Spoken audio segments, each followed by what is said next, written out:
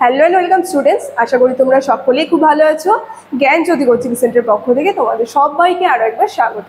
তো আমি মীরা ম্যাম, আমি আজ তোমরা যারা কোচবিহার পঞ্চানন বর্মা ইউনিভার্সিটির আন্ডারে পড়ছো, তোমাদের থার্ড সেমিস্টার মেজর 3 যে পেপার রয়েছে বেঙ্গলি সিলেবাস, সেখান থেকে আজ যেই টপিকটি নিয়ে আমি আলোচনা করব সেটা হচ্ছে দেখবে তোমাদের বৈষ্ণব পদাবলী রয়েছে সিলেবাসের মধ্যে।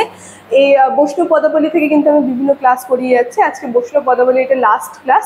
যেই পদটি নিয়ে আজকে আলোচনা করব সেটা হচ্ছে কি মোহিনী জানো বধূ, কি মোহিনী জানো। ঠিক আছে, এই যে বৈষ্ণব পদাবলী এই পদটি যে রয়েছে, এটা নিয়ে তোমাদের সঙ্গে আমি সম্পূর্ণ বিস্তারিতভাবে আলোচনা করবো। তার সঙ্গে তোমাদের এক্সামে কীভাবে কোশ্চেনটা এসে থাকে সেইভাবে কিন্তু আমি তোমাদের সঙ্গে বুঝিয়ে আলোচনা করবো এবং বলে দেবো। ঠিক আছে, ক্লাসটি শুরু করার পূর্বে আগে তোমাদের সঙ্গে খুবই একটা গুরুত্বপূর্ণ ইনফরমেশন আমি জানিয়ে দিয়ে যাই।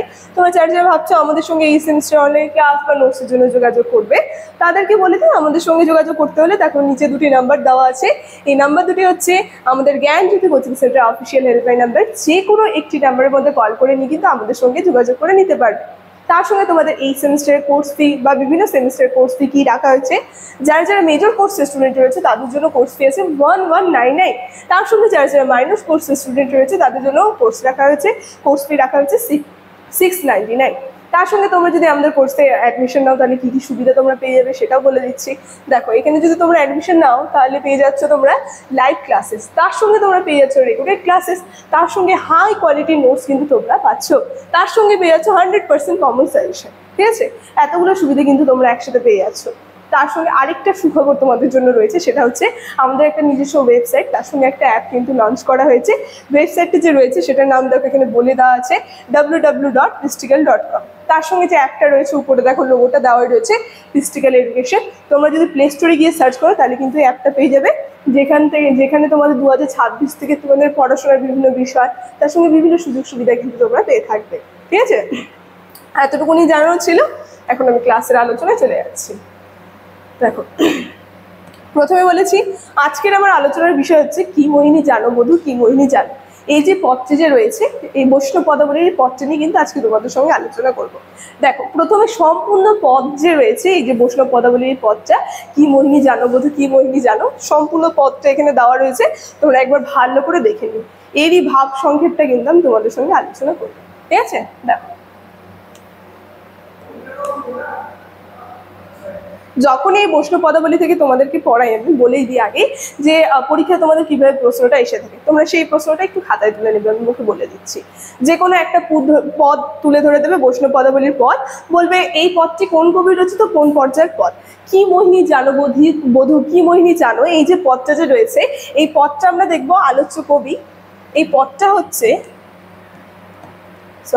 এই যে পদটা যে রয়েছে, এই পদটি হচ্ছে কবি চণ্ডীদাসের লেখা আক্ষেপানুরাগ পর্যায়ের পদ। এই যে প্রথম কোশ্চেনটা যে আমি বললাম, এই পদটি কোন কবি রচিত, কোন পর্যায়ের পদ, অ্যান্সারটা কিন্তু আমি এখানে বলে দিলাম। তার সঙ্গে আরেকটা কোশ্চেন থাকবে, সেটা হচ্ছে পদটির ভাব সংক্ষেপ আলোচনা করো। সেটা নিয়ে কিন্তু আমি তোমাদের সঙ্গে বিস্তারিতভাবে আলোচনা করব এবং তোমাদের বুঝিয়ে দেবো। ঠিক আছে, দেখো চলে যাচ্ছি আলোচনায়। কি বলছে, রাধার আক্ষেপানুরাগ ব্যক্ত হয়েছে কৃষ্ণকে সামনে রেখে। আমরা দেখবো এই পদটির মধ্যে রাধার যে আক্ষেপানুরাগ, সেই রাগটা কিন্তু ব্যক্ত হয়েছে এই পদটির মধ্যে কৃষ্ণকে সামনে রেখে। কি বলছে, কৃষ্ণ মোহিনী মায়ে মুগ্ধ হয়ে, কৃষ্ণ যে রয়েছে তার মোহিনী মায়ে মুগ্ধ হয়ে রাধিকাকে, কৃষ্ণের মোহিনী মায়ে মুগ্ধ হয়ে রাধা নাম্নী এক অবলা নারীর জীবন সংকটাপন্ন হয়ে উঠেছে।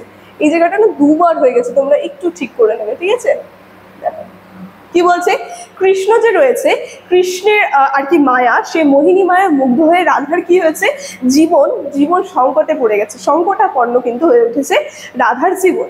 তাই বলছে কৃষ্ণ প্রেমে মজে রাধা ঘর বাহিরে সব এলোমেলো হয়ে গেছে কৃষ্ণের জন্য। আমরা দেখবো কৃষ্ণ প্রেমে সে এতটাই মত্ত হয়েছে, তার ঘরে বাইরে সব জায়গায় জিনিসই আর কি দেখবো, সব কিছু যেন তার ঘরের বাইরে জীবনটা যেন একদম এলোমেলো হয়ে উঠেছে। তারপর কি বলছে, যে রাধা ঘর থেকে বাইরে এসেছে, আবার বাইরে থেকে ঘরে যাচ্ছে। মানে কি, পরকে সে আপন ভেবেছে, আবার আপনকে সে পর করে দিয়েছে।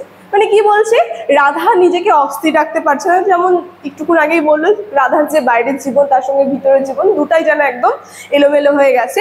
তো রাধা একবার কি করছে, ঘরে আসছে, আবার আরেকবার বাইরে চলে যাচ্ছে।